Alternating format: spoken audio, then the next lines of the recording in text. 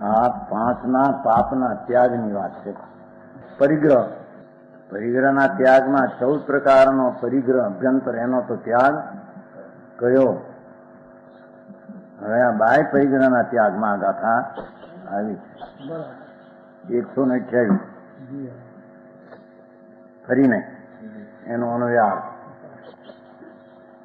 અને જે ધન ધાન મનુષ્ય ગ્રહ સંપદા વગેરે છોડવાને સમર્થમાં હોય તે પરિગ્રહ પણ ઓછો કરવો જોઈએ.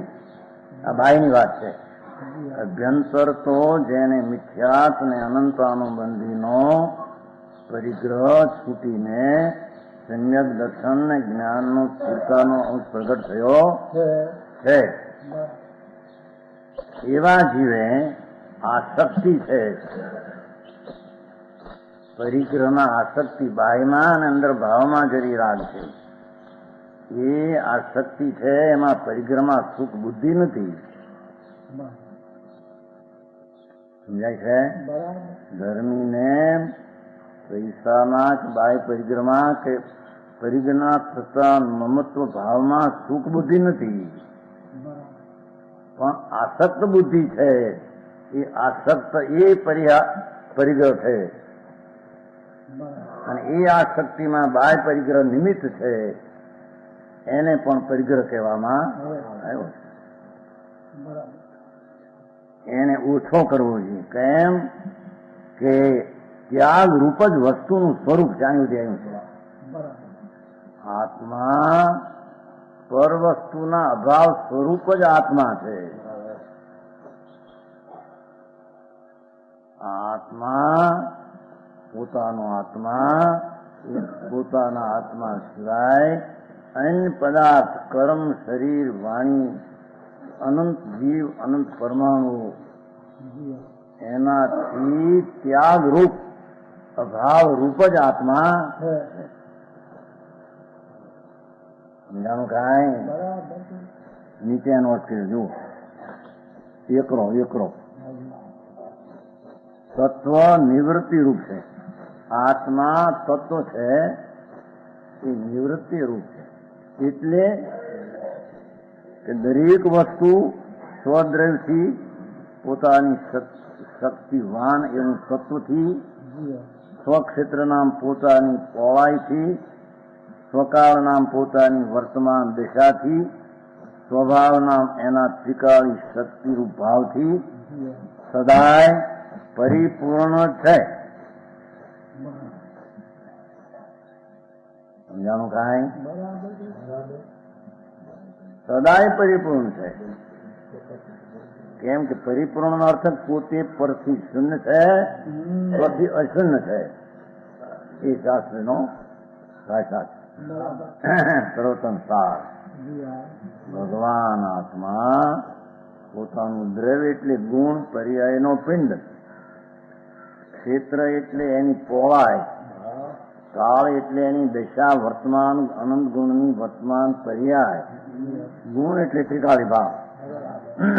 ચારે આત્મા, ચારથી આત્મા પરિપૂર્ણ છે. નિગોધમાં સ્વકાળથી આત્મા પરિપૂર્ણ છે.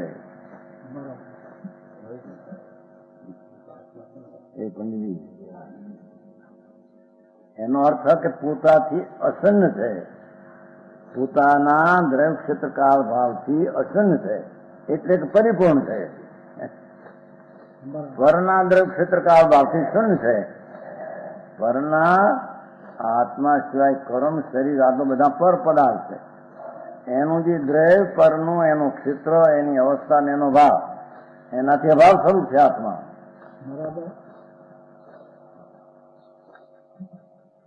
તો સમજાણું આમાં? જો પરિગ્રહ અધિકારમાં પણ બાહ્ય ત્યાગમાં વાત લીધી કે આત્મા સિવાય બધા પદાર્થો બીજા, એનો આત્મામાં અભાવ સ્વભાવ રૂપ જે તત્વ છે. એવી દ્રષ્ટિ અંતરમાં સમ્યક દર્શન થયું. શુદ્ધ આત્મા પરના અભાવ સહિત છે, પોતાના સ્વભાવમાં પરિપૂર્ણ.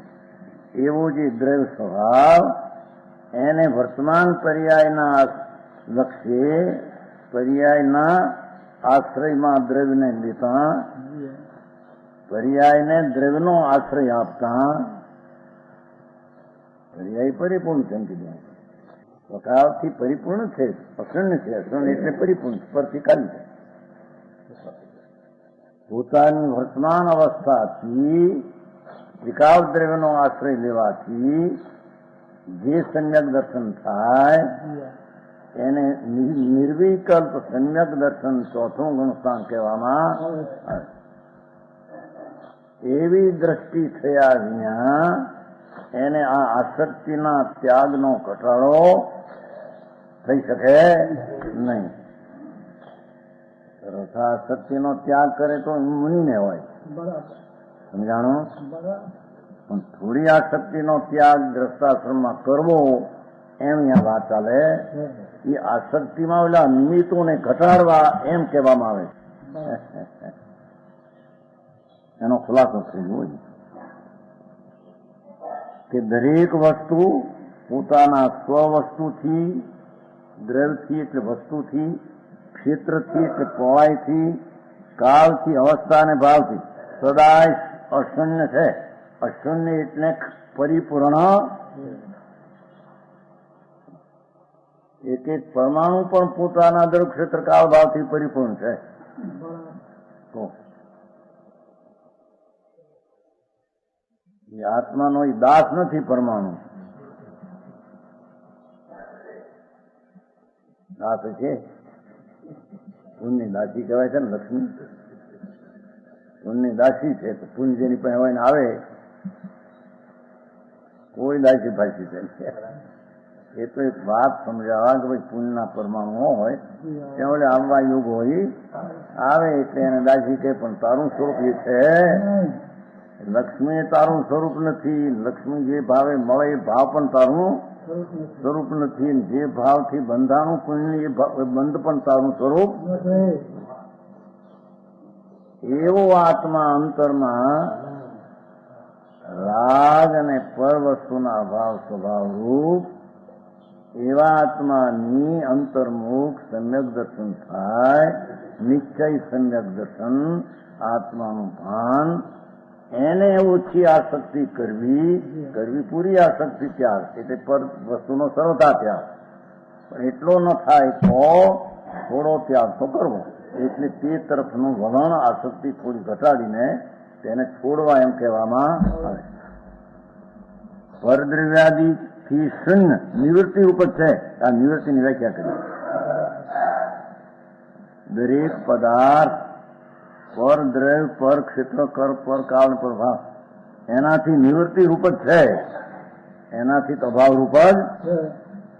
તો પરદ્રવ્યને આત્મા લઈ શકે, પરદ્રવ્યને છોડી શકે એવું એનામાં, કેમ કે એના અભાવ સ્વરૂપ છે. પછી છોડવું એ રહેતું એમ કે છે.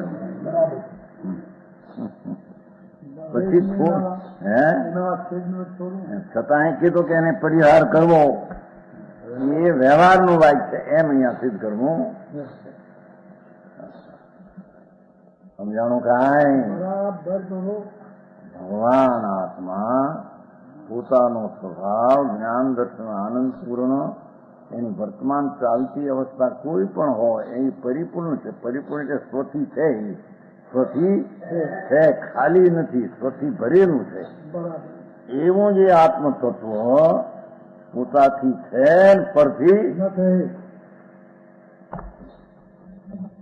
પર દેવગુરુ શાસ્ત્ર હો કે પર શરીર ને કર્મ, માટી આદિ કર્મ, એ બધા પર છે. પરના દ્રવ્યથી, પરના ક્ષેત્રથી, પરની અવસ્થાથી, પરના ભાવથી નિવૃત્તિ રૂપ છે. વર્તમાન તો સમજાવવા એનો નિવૃત્તિની વ્યાખ્યા કરી. એવા તત્વને, નિવૃત્તિ રૂપને વર્તમાન પર્યાય દ્વારા અંદર લક્ષ કરીને વર્તમાન પૂર્ણ સ્વરૂપ છે. એને અંતર નિર્વિકલ્પ રાગના વિચારના મિશ્રપણા વિના શ્રદ્ધા અને જ્ઞાન વિતરાગી પર્યાય દ્વારા એ આત્માનું શ્રદ્ધા જ્ઞાન કરવું, એનું નામ હાથનું સમ્યક દર્શન પહેલું કહેવામાં આવે.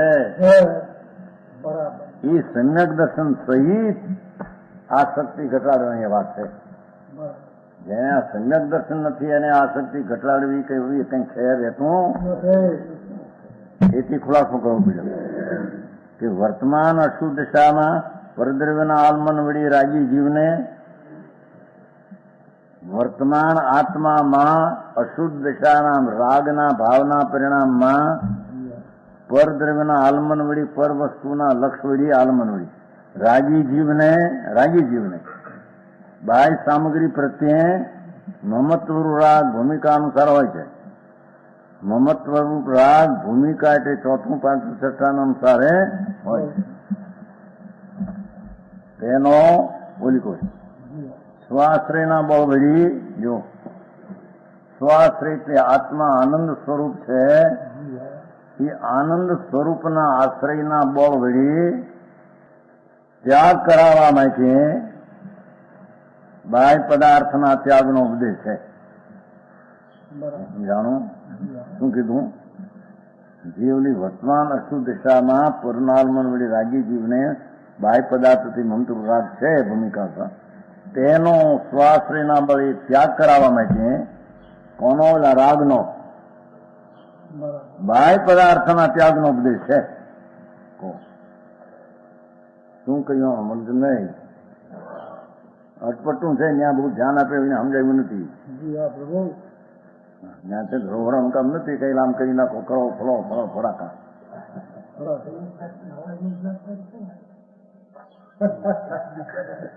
ઠીક હા એટલું વાંચલું પણ કે છે કે આ તારે હિત કરવું છે કે નહીં? હિત કરવામાં પહેલો સમ્યક દર્શન નો પ્રગટ ભાવ કર અને પછી આ કર એમ છે કે નહીં? એને સમજાણું કાંઈ અહીં તો એ કેવું છે જો કે વર્તમાન અશુદ્ધ દશામાં પરથી આત્મા શૂન્ય હોવા છતાં વર્તમાન દશામાં પોતાના ભલે અશુદ્ધ ભાવ હોય પણ પોતે પોતાથી છે ને પરથી છે નહીં. હું શુદ્ધ રાગ રહિત શરીર રહિત શુદ્ધ ચૈતન વસ્તુ ભગવાન સર્વજ્ઞ પરમેશ્વરે શુદ્ધ પૂરણ જોઈ છે એમ તું અંદર જો ને માન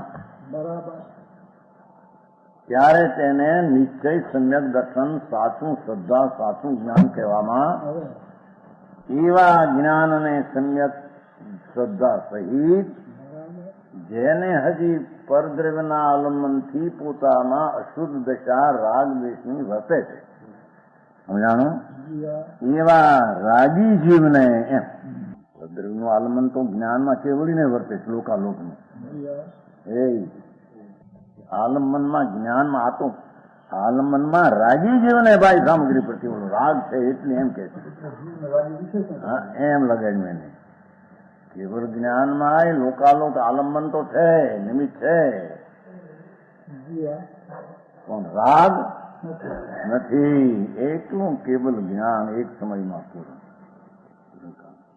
છે અહીંયા પરદ્રવ્યના નિમિત્ત વળી રાગમન વળી કોગરા કરાય રાગી જીવને બાહ્ય સામગ્રી પ્રત્યે મમત્વરૂપ રાગ એક એકમાં ન્યાય શાખો એમને શબ્દ નથી મૂક્યા. રાગ ભૂમિકા અનુસાર થાય છે. સમ્યક દ્રષ્ટિને પણ વસ્તુ પરથી ભિન્ન છે એમ ભાન હોવા છતાં અશુદ્ધ દશા પરનાદ્રવ્યના અવલંબને રાગી છે માટે ભૂમિકાની અવસ્થા પ્રમાણે સમ્યક દ્રષ્ટિને પણ રાગ થાય છે. તેનો સ્વાશ્રયના બળવડી એમ પાછું એ રાગનો ત્યાગ સ્વાશ્રય જેટલો શુદ્ધ પાછો આશ્રય જે દ્રવ્યમાં લીધો હતો ત્યારે સમ્યક થયો જેટલો આશ્રય પાછો સ્વાશ્રય લીધો એના આશ્રયના બળવડી ત્યાગ કરાવવા માટે રાગનો ત્યાગ સ્વાશ્રયના બળવડી થાય છે. સમજાણું કાંઈ બાહ્ય પદાર્થના ત્યાગનો ઉપદેશ છે. કેટલા બોલ મૂક્યા આમાં? મૃદુનભાઈ શું વાંચતા છો તારે? તમે પેલા વાંચો છો ને?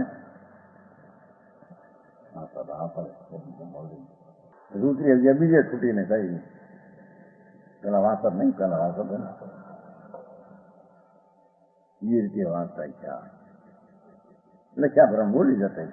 અહીં કે છે ભાઈ તું પ્રભુ છો, ભગવાન પરિપૂર્ણ તારા ગુણે તું છે. અને પર્યાયમાં પણ અવસ્થા એ પરિપૂર્ણ છે. પરિપૂર્ણ નામથી એક અંશ પણ ન હોય તો આખું દર્શિત થતું નથી. એવી અવસ્થાને અંતરની જ્ઞાન પર્યાય દ્વારા અંતરના આશ્રયનો લઈ અને પરિપૂર્ણ શુદ્ધ ભગવાન આત્મા પરિપૂર્ણ ગુણે છે એવું એક રૂપ એનો આશ્રય લઈ સંગત દર્શન થયું. એવા જીવને હવે એની દશામાં પરદ્રવ્યના આલંબનમાં અશુદ્ધ દશા વસે છે, રાગી છે માટે એ રાગના સ્વાશ્રયના બળે ત્યાગ કરાવવા માટે, એ રાગનો સ્વાશ્રયના બળે આત્માના આશ્રય બળે ત્યાગ કરાવવા માટે બાહ્ય પદાર્થના ત્યાગનો ઉપદેશ છે. સમજાણું આમાં? હા, બાહ્ય પદાર્થ તો આત્મામાં છે ને ત્યાગ શું કરે? પણ બાહ્ય પદાર્થના આલમન વળી જેટલો હજી અશુદ્ધ ભાવ છે રાગીને, એ રાગને સ્વ આત્માના આનંદના આશ્રય બળે છોડાવવા બાહ્ય પદાર્થનો ત્યાગ કહેવામાં આવે. અરે વાત રાગનો ત્યાગ બાહ્ય પડે તો રાગનો ત્યાગ થાય એમ નહીં, એમ કે છે. સમજાણું કાંઈ? એ સ્વાશ્રયના બળે રાગનો ત્યાગ થાય છે. શુદ્ધ ચૈતન્ય છે એમ રાગનો ત્યાગ થાય છે. એ પણ સોનો આ જેટલો લે તેટલો રાગની ઉત્પત્તિ થતી નથી, એટલો રાગનો ત્યાગ થાય. એ રાગના ત્યાગ કરાવવા માટે સ્વાશ્રયના બળવડી રાગને આસક્તિનો ત્યાગ કરાવવા માટે બાહ્ય પદાર્થનો ત્યાગ કહેવામાં આવે છે. સમજાણું કાંઈ?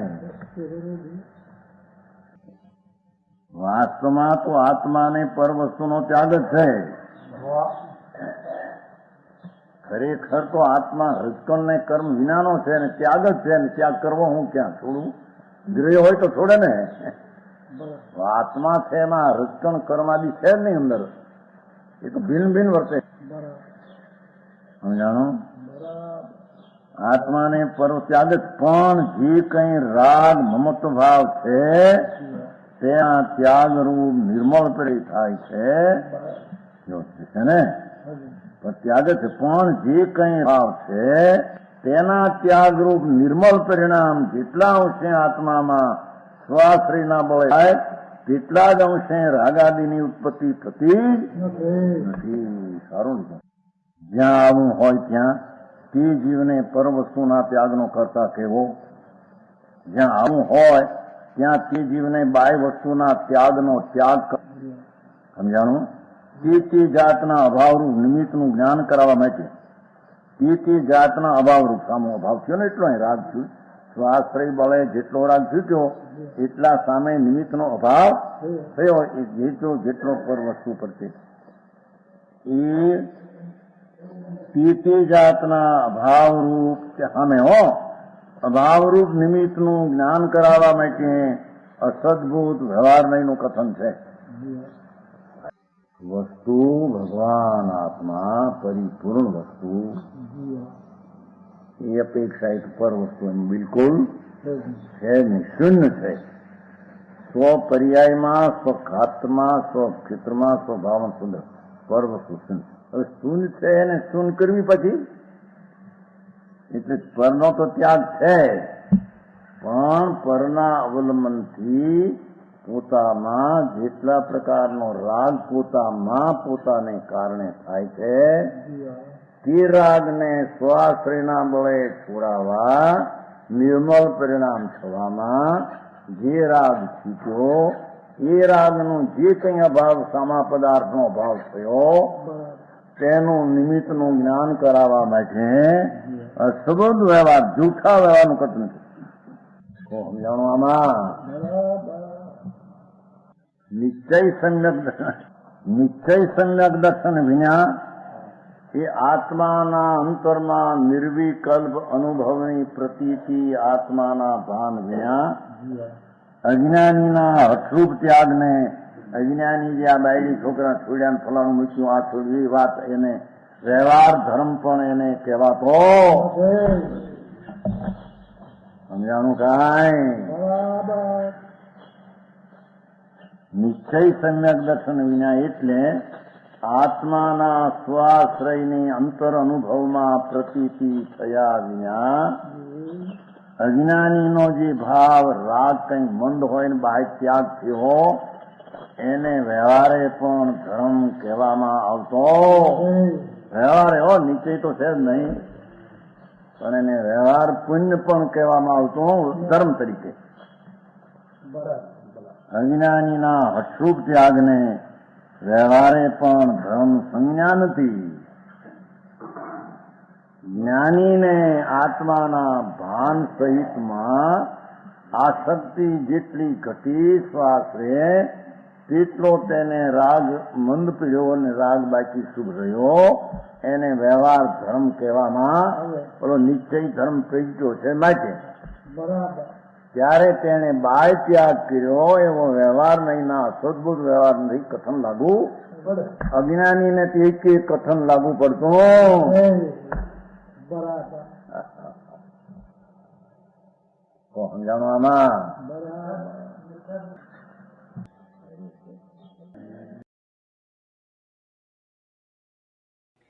તથાપિ કહાનવાણીના અંકાયે મૂલ્યના કદી તથાપિ માતવાણીના અંકાયે મૂલ્યના કદી પરમ કૃપાળુ પૂજ્ય સદગુરુ દેવનો જયો પ્રસામૂર્તિ પૂજ્ય ભગવતી માતનો જયો જીનવાણી માતનો જયો પરમિત્રા દિગંબર જૈન ધર્મનો જયો